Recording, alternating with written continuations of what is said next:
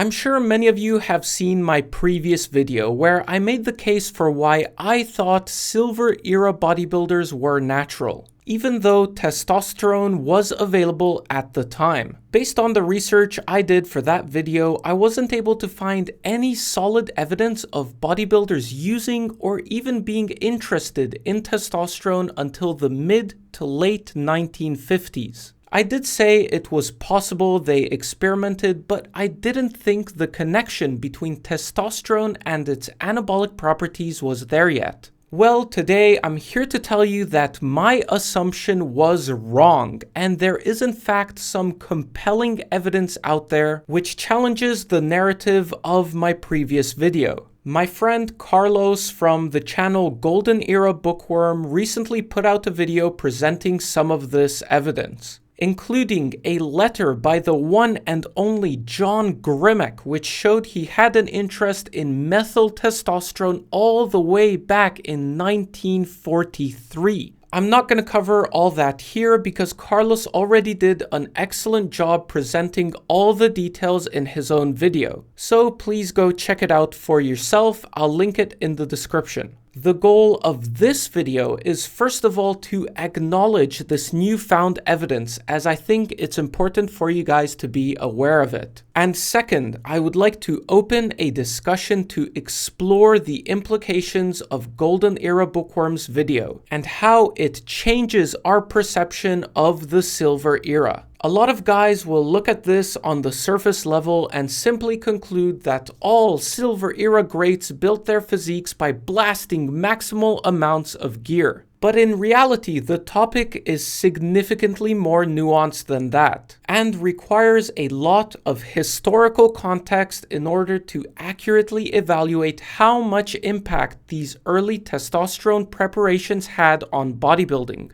And who better to discuss this with than the man himself? So, without any further ado, here is my chat with Carlos, also known as Golden Era Bookworm. Carlos, welcome to the channel, my friend. You and I have been talking for quite a while, and it's a privilege to have you on here. Sadly, this is a bit of a bittersweet topic for both of us, right? So we're going to be talking about possible testosterone or steroid use in Silver Era bodybuilding. And this is something which you have put a lot of detail into in your recent video, where you've revealed evidence which I think has not yet been revealed on YouTube. So could we briefly I've told people already to go watch the video, but just as a reminder to refresh their memory, could we quickly go over the couple bits of evidence that you've found? Absolutely. And firstly, just want to say thanks for having me, Dante. I really appreciate the opportunity. And so basically in the recent video titled John Grimek was interested in testosterone in 1943, I had contacted a Professor John Fair, who owned a specific letter where John Grimek specifically asks about testosterone, methyl testosterone, and he gets a reply from a friend. I also found some advertisements that were in muscle magazines from the mid 1930s till the early 1940s. Advertising hormone-like products with names that sound like testosterone and hormones. You can watch the video for more details. And also some very interesting accusations from a pharmacist slash bodybuilder called Bill Barrett, who actually accused pretty much all Mr. Americas from the 1940s taking testosterone. So it's a pretty in-depth video where we discuss the evidence. Right. So the video that I put out a week or two ago, I sort of came to the conclusion that there was no evidence of this connection having been made between the anabolic properties of testosterone. And so I didn't see how it could be sort of interesting for bodybuilders, right? And I looked through like newspaper archives to research for that video, and I signed up to this website where you get access to millions of newspapers. But what I didn't have access to, which you do, are muscle magazines, right? And I mean, it's one thing to have these things advertised Mm. in newspapers to the general public and having them advertised as helping old men regain their vigor. And Yeah. it's a completely different thing having these substances advertised in muscle magazines aimed at bodybuilders and specifically Mhm. talking about increasing muscle mass, putting inches on your body, gaining weight, gaining strength, all this stuff. Interestingly, I think you covered this in the video, but a lot of the stuff that was in the muscle mags, same as some of the stuff I covered in the newspapers, likely wasn't actually a proper testosterone preparation, but more of this sort of quackery, testicle extracts, this sort of stuff. But Mm. what it proves is that there was at least an interest and there was a connection between the hormones, the discovery of these hormones, the hype that was behind these discoveries, and there was that connection to strength, to building muscle, and to bodybuilding, and not just to regain vigor in old and sickly men, which is the claim that I was pushing in my video, right? Absolutely. That's the thing that I found most interesting. In the past, I'd also made videos like kind of like yours, but more scientific based. Because I've got access being a scientist to PubMed, but really like all the articles from the 1930s and 40s. I'd also learned that testosterone back then was being researched for diseases and was indicated for depression and other ailments. And it was interesting because what really led me down that rabbit hole was all these accusations that I read online, things like that in 1938 in Strength and Health. And I think people maybe got the title mixed up. That people had read letters to the editors talking about methyl testosterone. And I looked through my whole collection back there, nothing. But then I thought, how about, because there was another magazine back then from the UK called Health and Strength, very similar name. How about I look in there? And that's when I started finding all of that.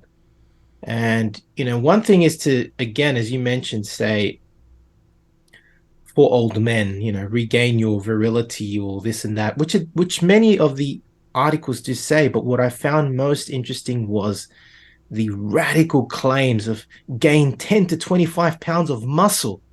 And as you see in my video, these these were not just little clippings that you find in a corner of a page. No, these were on the back page and in bold, you couldn't miss it.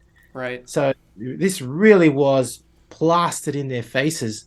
Take, to basically be aware of the importance of your endocrine system and how hormones affect your muscles.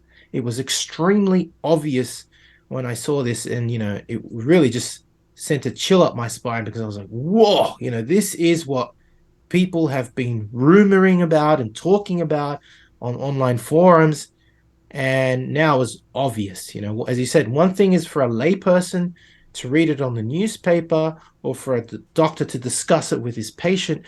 But another thing is when it is put on a bodybuilding magazine, because as we know nowadays, or until very recently, now it's obviously on web pages. You go on a web page or back then on a magazine, and you look at the advertisements, and you believe what you read.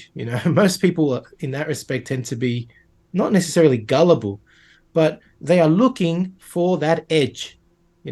Athletes are competitive by nature, and to have such as advertisements that basically tell you can get that edge with these products, I'm pretty sure that many people would be inquiring, would be starting to read about this, would be starting to become aware and learn and educate and have this curiosity because it's going to give them that edge. And Right. I think that understanding that mentality, the mentality of the athlete and how they perceive these things and how they now start, not just having the curiosity, but to actually, like John Grimmick did, write a letter about it and actively pursue it really does say a lot about at least my perception of silver era bodybuilders, you know.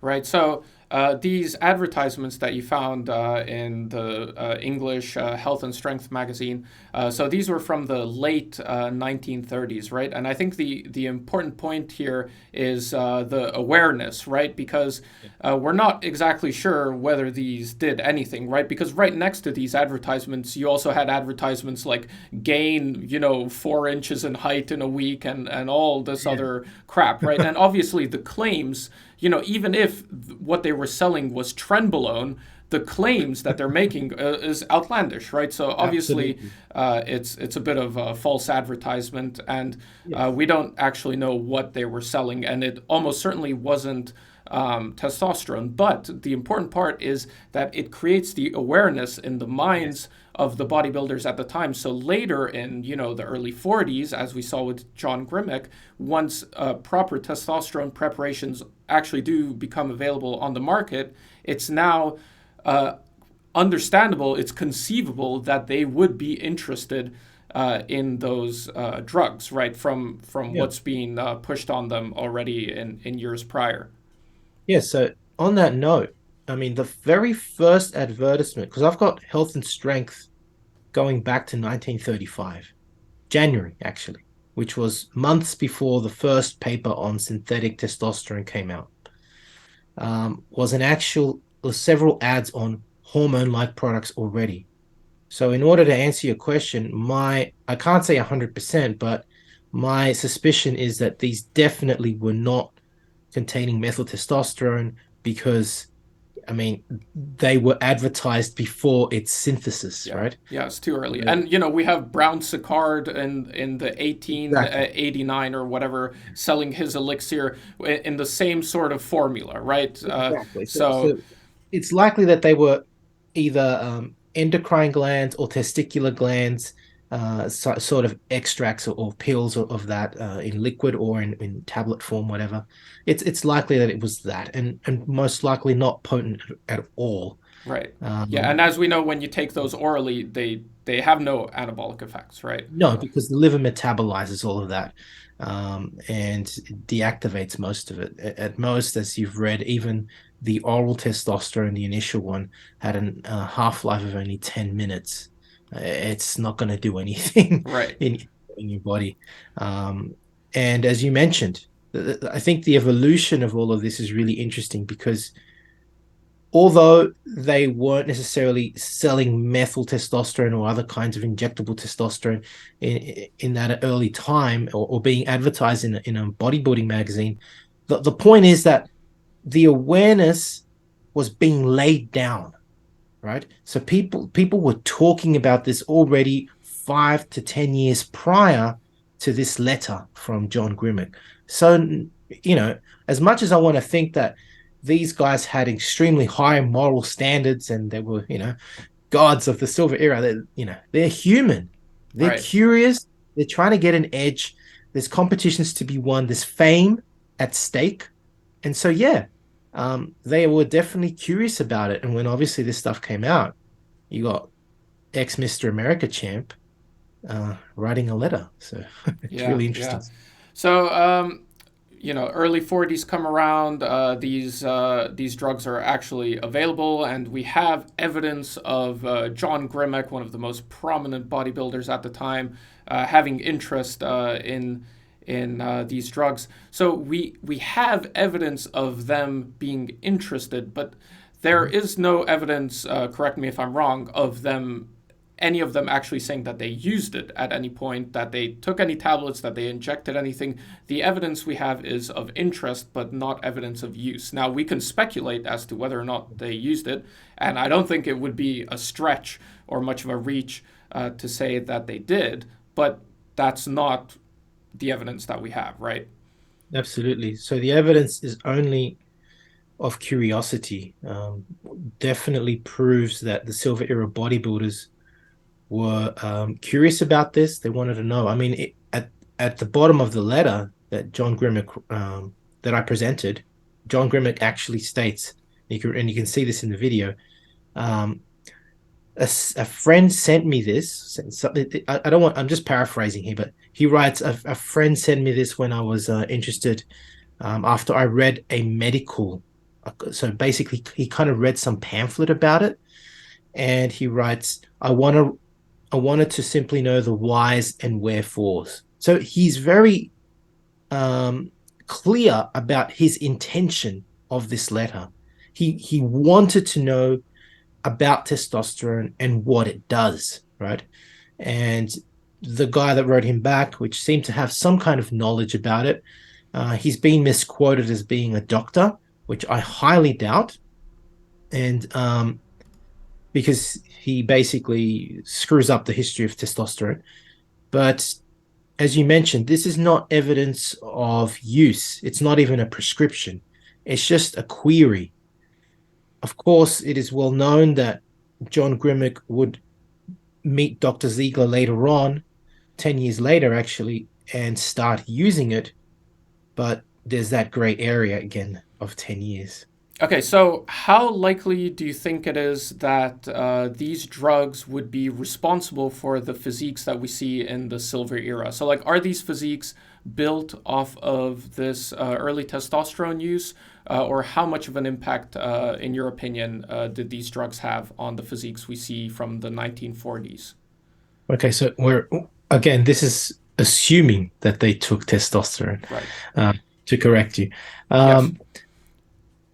So I think I want to reference both videos this time, and that's the recent video that or actually talk about that specifically.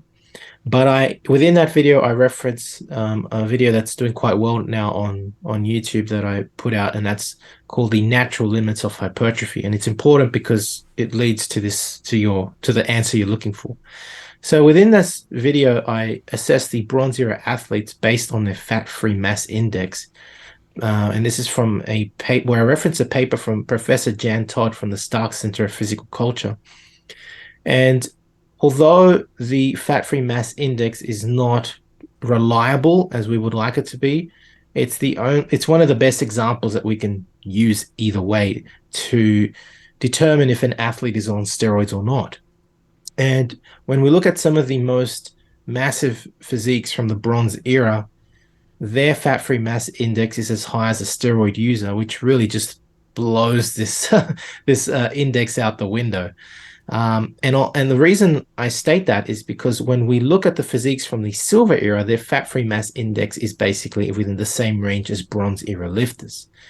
Now, assuming that Bronze Era athletes are natural, and I'm pretty sure they are, because testosterone wasn't even synthesized at the time, and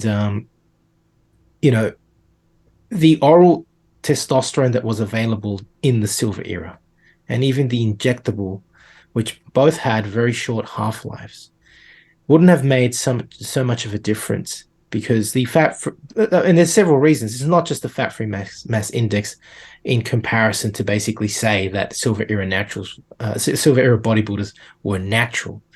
That's again, we're still assuming that.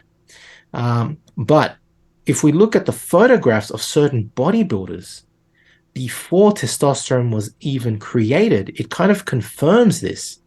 And a great example is, again, the man of the hour right now, which is John Grimmick, right? If we look at his physique in the mid-1930s and prior, I'm talking 1933, 34, and 35, he had already developed quite a heavy muscular physique, obviously well before testosterone was even synthesized. And although this letter came out in 1943, where he first asks about it, that we can then assume that even if he started using oral testosterone from 1943 onwards, that would mean that he still had 8 years as a natural after testosterone was created. And so we're talking a lot of progressive increase in muscular mass, right? It is well reported even so that, let's say he never took anything until the 1950s, where it is definite that that's when he actually started using testosterone. that he gained absolutely nothing from it. That instead he complained about having you know negative side effects to the testosterone that he was administered. And so I highly doubt that even if these silver era bodybuilders were using testosterone in the mid to late 1940s, that it would have an impact on their physique. Because again, the fat free mass index didn't change after the synthesis of testosterone in the 30s and 40s. And you only really see a change, a real change, in the mid to late 1950s and beyond that, when Right. it is known that there was a sudden explosion in the new synthetic hormones that appeared on the market. Right. So this might take us down a little bit of a tangent. I hope you don't mind. But assuming that there was some experimentation, but that it didn't have any real major impact on the physiques at the time, you have a lot of people, I think, rightly pointing out that something happened in the silver era, right? Because these guys, they didn't look like the bronze era bodybuilders, even though their FFMIs might be similar, right? They look different, like the shape, the aesthetics. It's not what we saw in the bronze era. So, I'm happy to give my thoughts on this as well. But what do you think is it? A lot of people will say, oh, testosterone was synthesized, so they just started using steroids, and that's why they look different. What would be your explanation as to why silver era bodybuilders suddenly look so different and perhaps so much more aesthetic than the bronze era bodybuilders?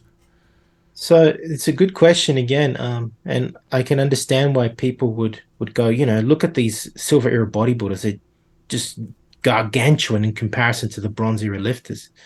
And yeah, I mean, there's a point there, but people forget that not only was the hormone, I guess, science changing over the decades, but also bodybuilding principles in itself. You had the development of the breathing squat as well as the um, application of, I guess, the bench press in the silver era, which really changed the physique. You had the rib cage expansion creating these barrel-like chests, and on top of that, they would emphasize on the bench press, and that's when you really started seeing bench press records skyrocket. And again, I talk about this in a recent video that I created. And therefore, the biggest changes that you really see between the bronze and silver era is the chest muscles. And I mean, you clearly highlighted that in your viral video, why bronze era athletes have flat chests. And I mean, I try to follow that up by highlighting the importance of the breathing squat and the focus on the bench press, which created that silver era look that was so different to the bronze era lifters. I mean, I'll also state here that it's very difficult to say whether it was purely that or not, Right. because as the silver era progressed and the testosterone experiments started in the early to mid 50s, the physiques also get more and more massive. And that's really where you can start asking and really start being suspicious as to whether it was only that. But I Right. mean, again, mid to late 40s, it's still very much in the air whether they were experimenting at all. Maybe they were, maybe they weren't. But in my own opinion, it was the change in principles initially that caused this change. And sure, as experimentation started to ramp up, I'm pretty sure that not just experimentation started to ramp up, but the hormones began to become way more effective in the 50s, as I mentioned Right. in my. Yeah, so just to continue on with what you were saying, I mean, in the Bronze era, I mean, we call it bodybuilding, but really, bodybuilding was just in its very, very infancy. I mean, we had Sandow and we had a couple bodybuilding shows, but mainly the physiques that we're looking at, we're looking at strongmen, we're looking at athletes, weightlifters, performers, wrestlers, right? It's not really bodybuilding as we know it today that was happening in the Bronze Era. And mainly their physiques were just built as a consequence of whatever other endeavor they were doing. It wasn't really purely bodybuilding. And it's really in the Silver Era that bodybuilding as its like standalone thing really started to flourish, and you started getting the Mr. America and all of these like really really popular bodybuilding shows, and you started getting like career bodybuilders, right? People who just made it their pure focus to build their bodies into a certain shape and to chase a certain aesthetic, right?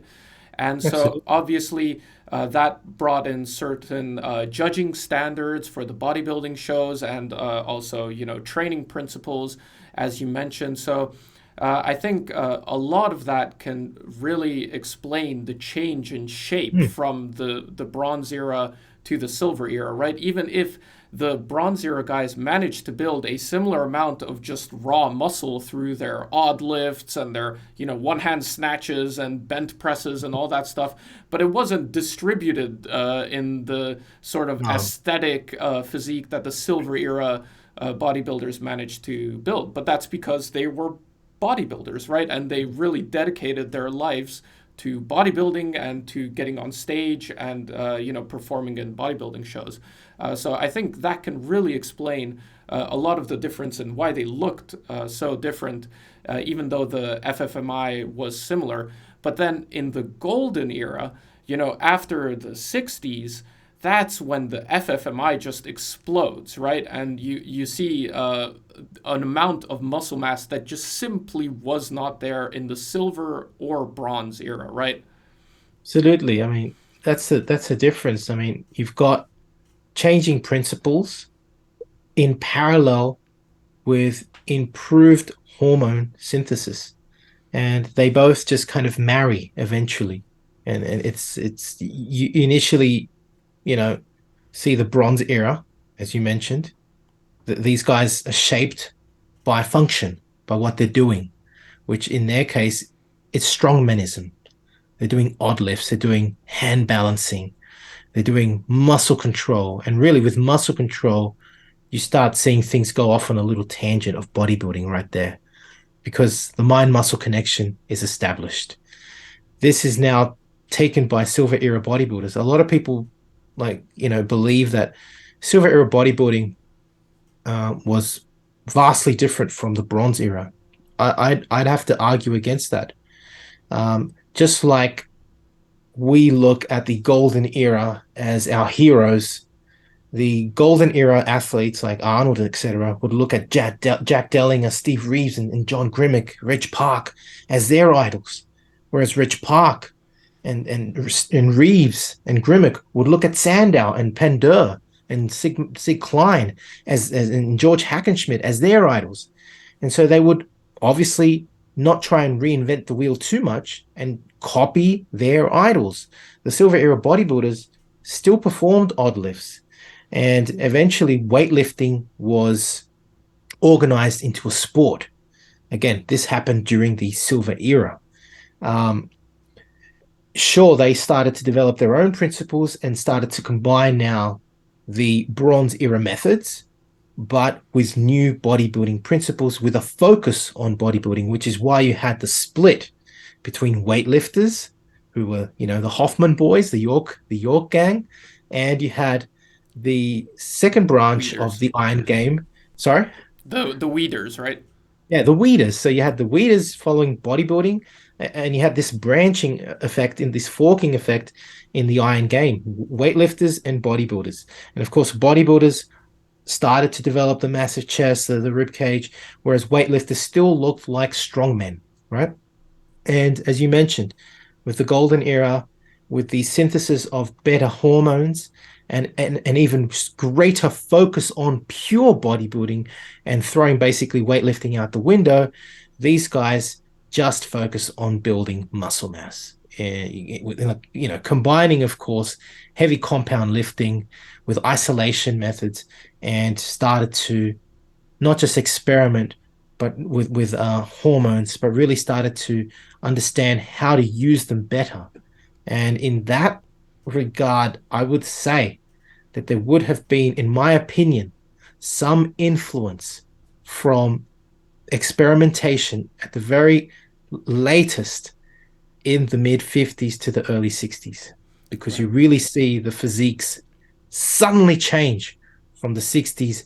And in the 60s they start becoming really big, but in the 70s you start getting big bodies that are shredded, and you really see this evolution of physique enhancement, along with the changing and better creation of synthetic hormones. Right. Yeah, because the silver era guys, they were never particularly lean. And that's another big difference between the bronze and the silver era guys, right? You have a lot of like really shredded guys from the bronze era who weren't that big. You know, you got these 160-pound guys, right, who looked crazy, right? But they were rather small and very shredded. Whereas in the silver era, you had these much bigger looking guys who, you know, over 200 pounds, but they're Mhm. not shredded by any means. I mean, you know, we're talking over 15% body fat in many cases, and often you can barely see their abs, right? And then Correct. later is when you get this combination of this, you know, huge size, 240 pounds, and also like single digit body fat, which is just, you know, unobtainable Yeah, for a natural body. All right. absolutely. So another thing I wanted to touch on, which you discuss in your video a bit, right? So in the late 50s, well, starting in the mid 50s with Ziegler, they start experimenting with testosterone, right?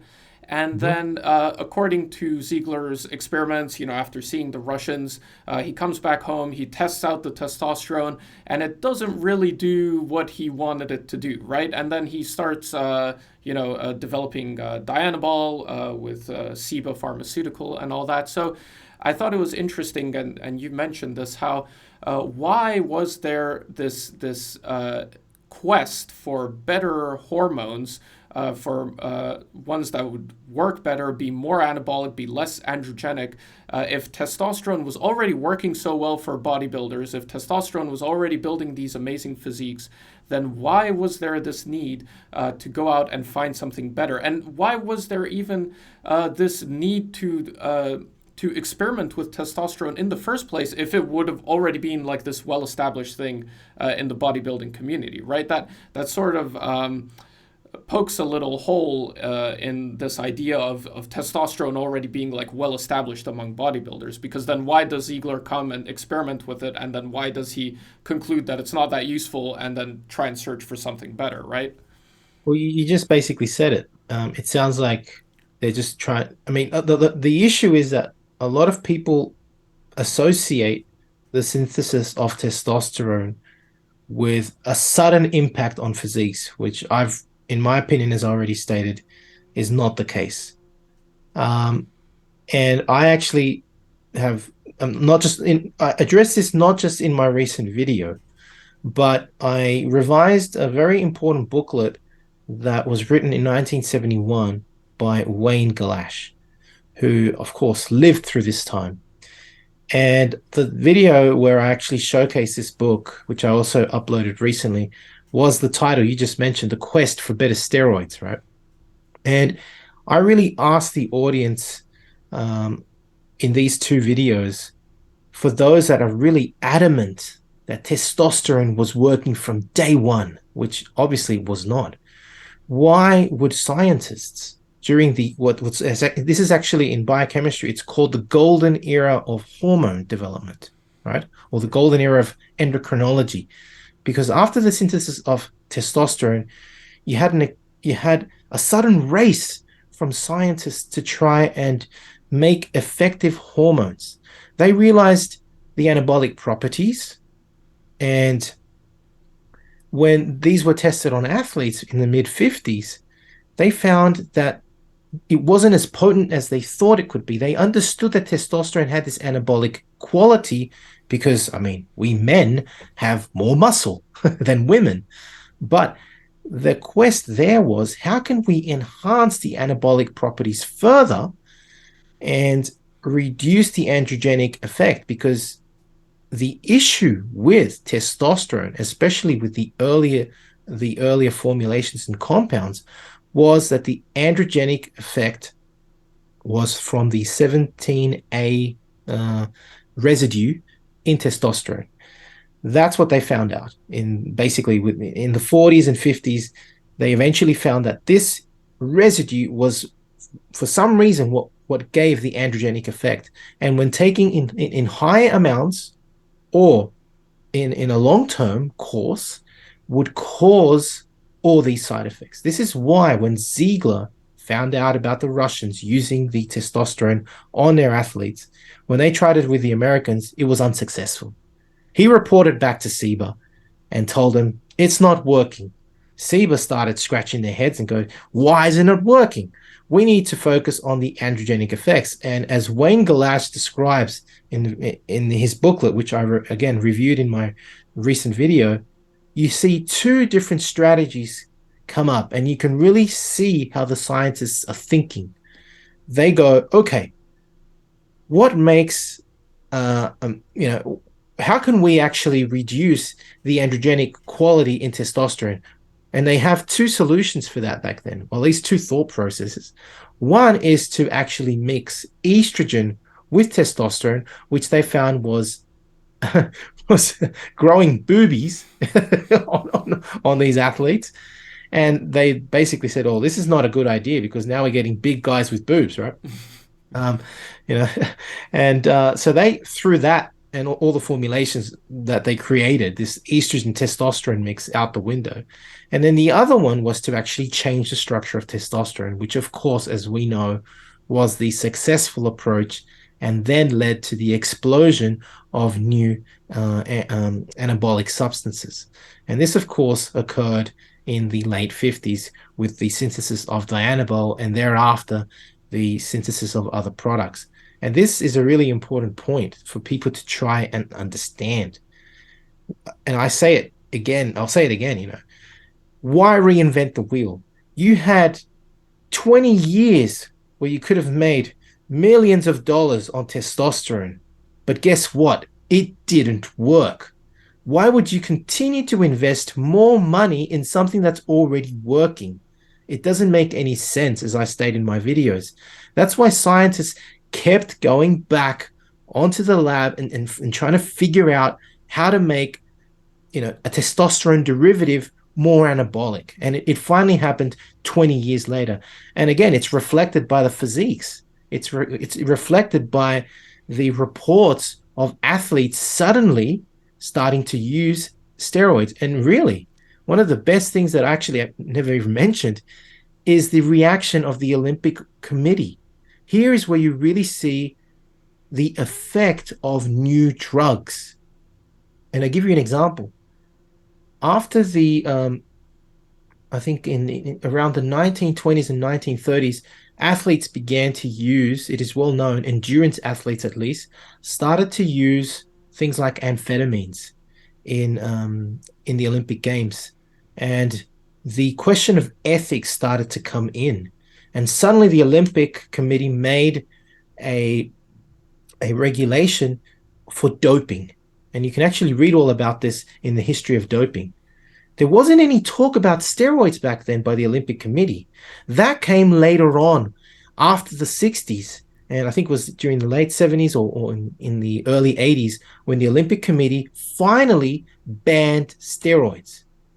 If they had such an impact in the 40s and 50s, wouldn't you think that the Olympic Committee would have, nipped the tree in the bud, as they say? Of course they would have, but it wasn't necessarily working effectively or being used so proliferatively by athletes. This occurred in the 60s and 70s. That's why you see the ban occurring thereafter.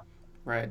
And interestingly, we could also comment on sort of the perception of like being natural and not natural and enhanced and steroids, right? We have all these terms that we use now, and all of this stigma and baggage that goes along with steroid use.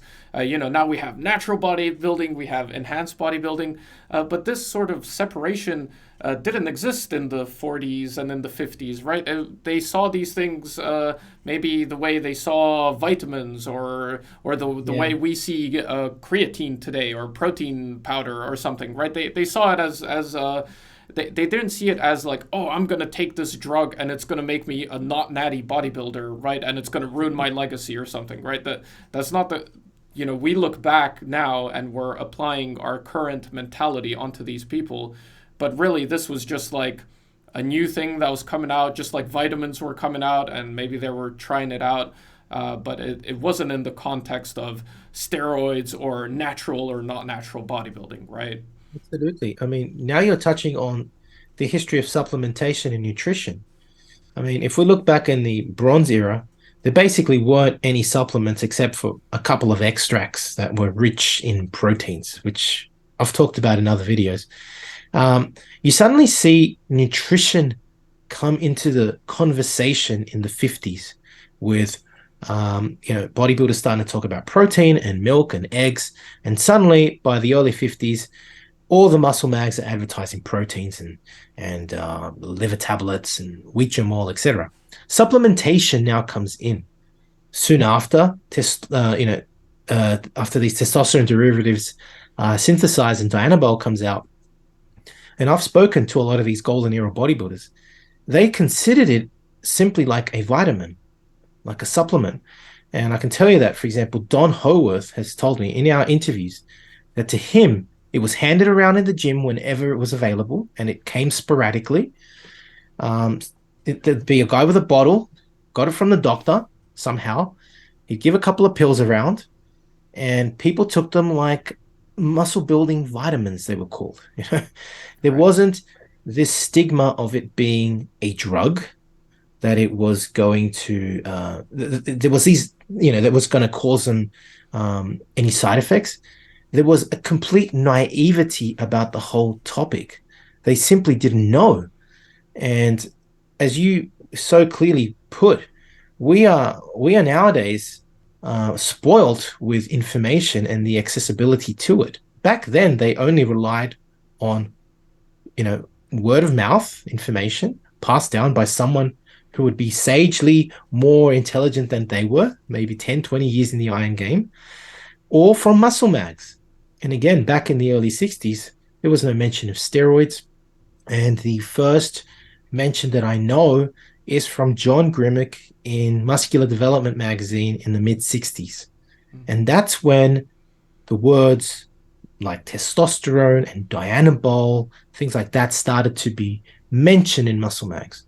But still, you know, in gyms, one person would have an access to that muscle mag and everybody would crowd around and read about it. What's that?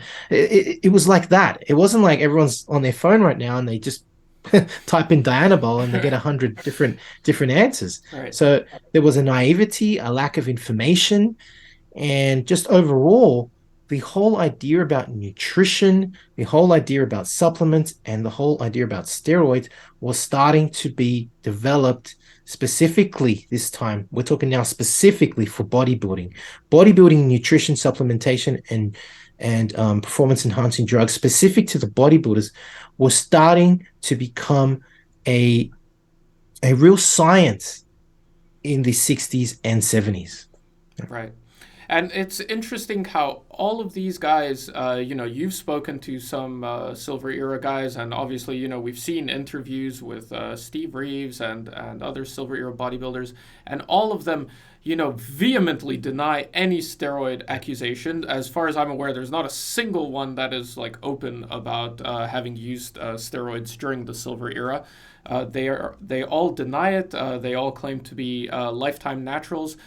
So it's just interesting how not a single one of them would have come out and said, "Look, guys, we were using this stuff in the 40s." Like none of them. Like obviously, it's understandable that they might be protecting their legacies and whatnot, but even into old age, like you're 80 years old, you're doing an interview and someone asks you specifically about this question, and you wouldn't just say, you know what, yeah, there was a bit of experimentation going on, but I don't think it was that big of a deal. No, none of that, nothing at all. They're all like, I hate steroids, it's ruined bodybuilding, I've never used that stuff, right? So this is like, if you want to actually listen to like a first-hand source from the silver era, that's what they're saying, right?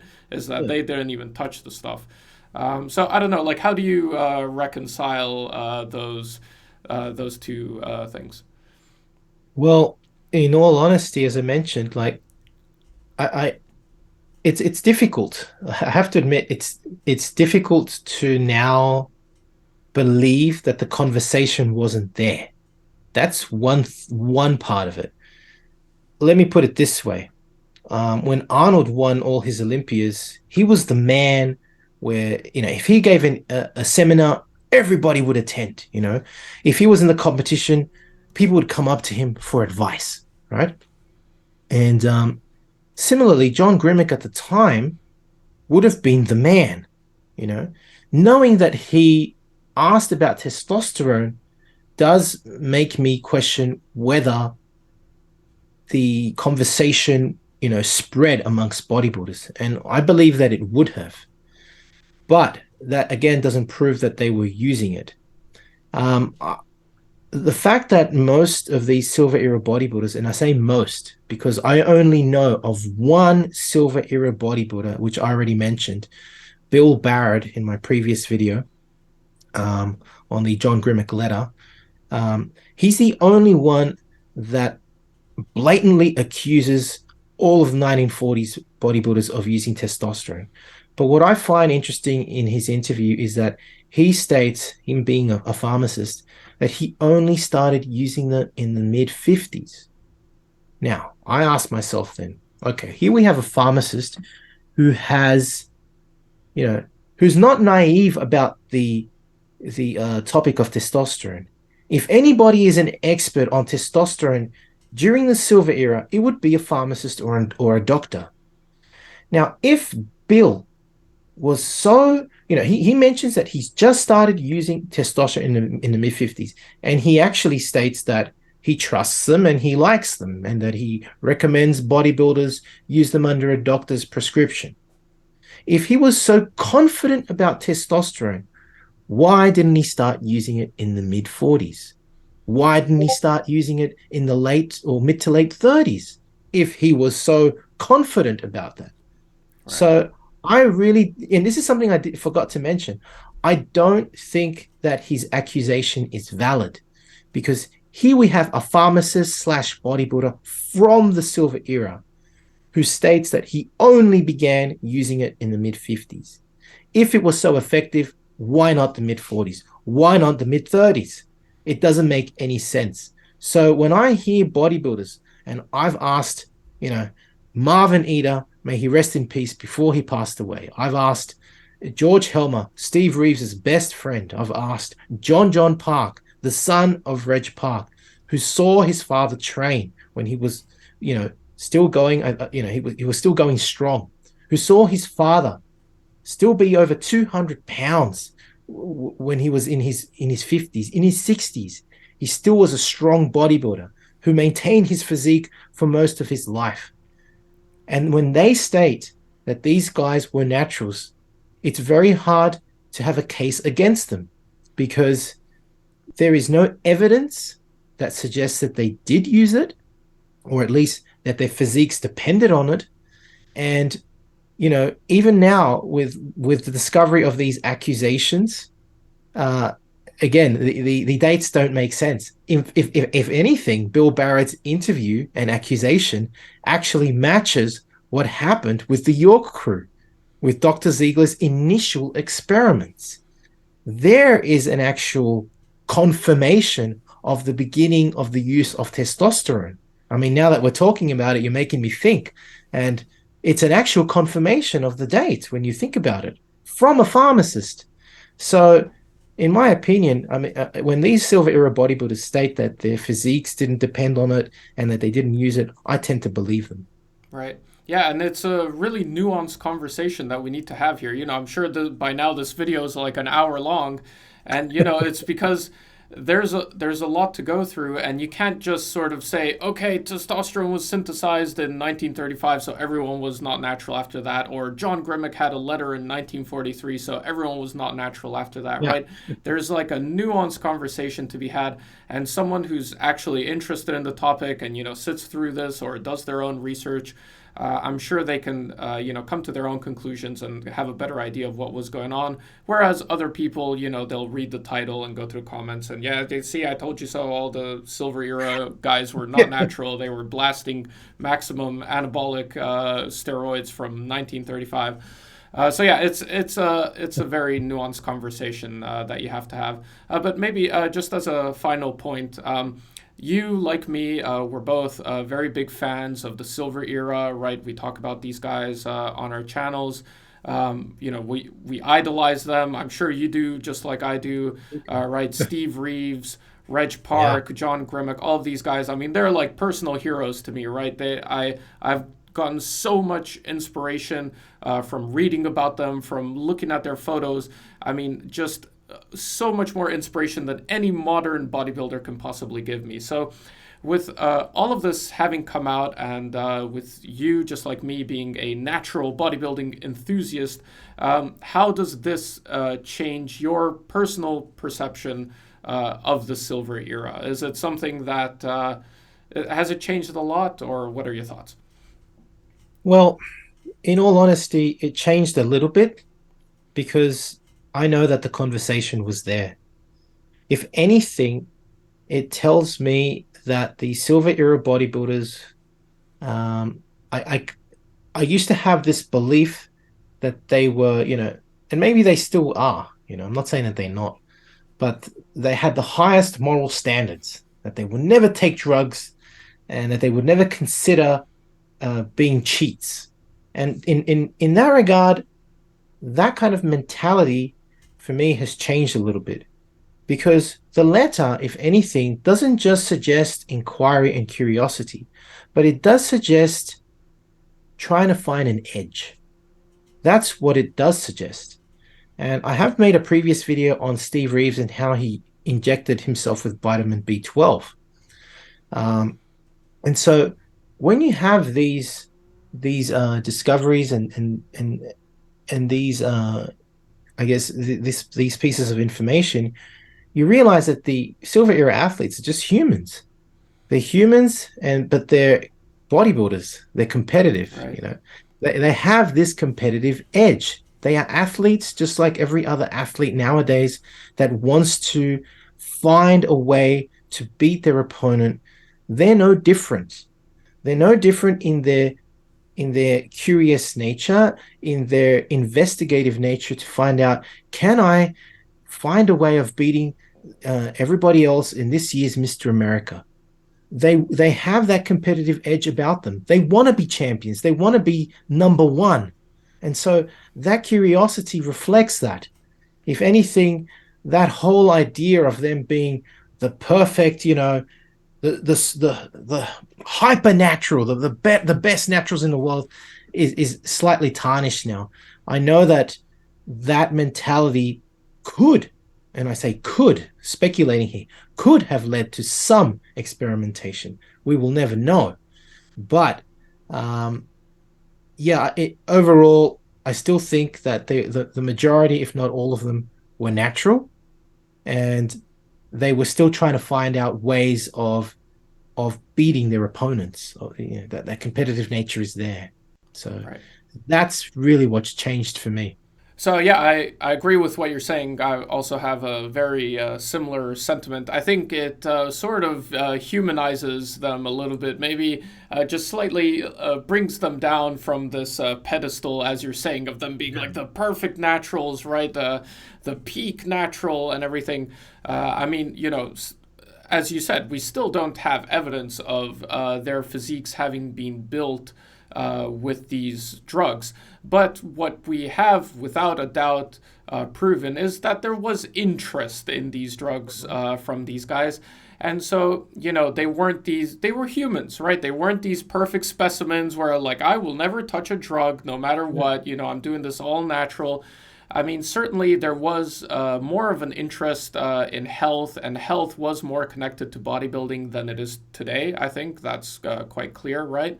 But at the same time, they were athletes. They were competing against each other. They were trying to be the best they could possibly be. And if there was an edge to be had by taking some substances, it's perfectly within reason to assume that they would have been open to that, right? And that reminds me of some of these videos from Leroy Colbert. May he rest in peace as well. And I think I sent you some of these a couple days ago, where he was talking about steroids. He was like, there were no steroids when I was around, but let me tell you, if there were, I would have taken all of them, right? And he was Yeah, saying, yeah. like, I would have done anything to build muscle. Like, if someone told me that horse crap built muscle, I would have been eating horse crap, right? So, we need to realize that, they were humans just like we are, and they were looking for an edge, just like modern bodybuilders are looking for an edge. And so, maybe they weren't these perfect, holy beings that we make them out to be. They were just humans. Um, Yeah. yeah, I mean, the fact that you just said that is really just on point, you know? That's exactly what is reflected by this discovery of this letter. The fact that Leroy Colbert states that openly um, really just allows you to understand the mentality, of these guys. They were athletes. They wanted that competitive edge. Um, but on Leroy Colbert and on the even more massive silver era bodybuilders, that's where I just want to state this. That's where I really start putting a big question mark, because I mean, as a scientist, that's how I see it, at least. The creation of testosterone enanthate, which is still used nowadays because it is a long-lasting testosterone derivative. And you know, when you compare the size of men like Leroy Colbert, and I will say others, you have Jack Dellinger, really massive guy, right, for the silver era, one of the biggest guys, and you have others as well. That the names now escape me, but I'm not saying that they did, but there is a big question mark, because these guys had developed these humongous physiques um, in coincidentally in the same time where these derivatives were starting to become available, and during the times where already the York gang was starting to experiment with testosterone. So, although we do know that they weren't successful experiments, the point is that, if anything, what I'm trying to say here is that there could have been already now some experimentation by other bodybuilders. So, which starts explaining the now gradual increase in size of these guys. Because when we look at the silver era guys from the mid 40s, like Steve Reeves, for example, many of them look natural. But when you start seeing some of the bodybuilders from the mid 50s, and a great example is Bill Pearl. He's one of the few. I mean, he won the Mr. America in 53 and the universe in 53, but he's one of the few that actually admits to experimenting with testosterone early on. Sorry, with testosterone, with steroids early on. And so it wouldn't have just been him. Again, if the conversation was there 10 years ago, it is likely that the conversation was even greater, and likely if there was one person experimenting, there were a few others. So, that's how I see it, at least, anyway. yeah, yeah, absolutely. Yeah, I mean, thank you for doing this, Carlos. This is a very important subject, and both of our channels, we have a big focus on Silver Era, and we've called these guys like definite naturals and everything. So it would be in both of our interests really to not talk about this. Yeah. But here we are. We want to show people as close of an accurate representation of history as possible, Yeah. as difficult of a pill as it may be for us or our viewers to swallow. We do want to present you guys with accurate information. So That's why we're having this discussion, and we hope to continue the discussion in the comments in future videos. Obviously, there's a lot to talk about here. So thank you, Carlos, for coming on here, talking to me, and thank you for making this video, which you recently put out, which I think is an excellent summary of all of this evidence. So again, guys, if you've made it this far and you haven't seen Carlos's video yet, please do go watch it and go check out his channel if you haven't seen him before. Lots of old school bodybuilding videos. If you like my videos, you'll like his videos, so go check him out. He's a good friend of mine. So thank you, Carlos. If you have any closing words, feel free to give them now. No, that's all. Just thanks again for the opportunity, and yeah, can't wait to do this again. Yeah, absolutely. Okay, thank you for watching, guys, and we'll see you in the next one.